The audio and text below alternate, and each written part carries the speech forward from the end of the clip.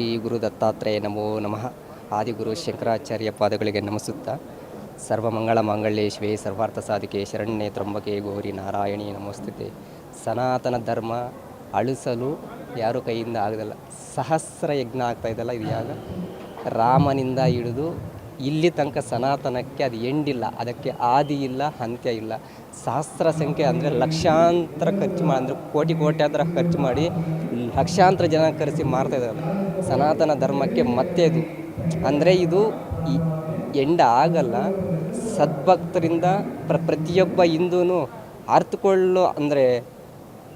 ಅರಿತುಕೊಂಡು ಸನಾತನ ಧರ್ಮದ ರಕ್ಷಣೆ ಮತ್ತು ಪ್ರತಿಯೊಬ್ಬರಲ್ಲೂ ಜಾಗೃತಿಯಾಗಬೇಕು. ಈಗ ಆರ್ತಾ ಇರೋದು ಒಂದು ಯಾಗ, ಅಶ್ವಮೇಧ ಯಾಗ ರಾಮ ಮಾಡ್ದ. ಈ ಯಾಗದಿಂದ ಎಲ್ಲೋ ನಾವು ದೇಶದ ಮೂಲೆ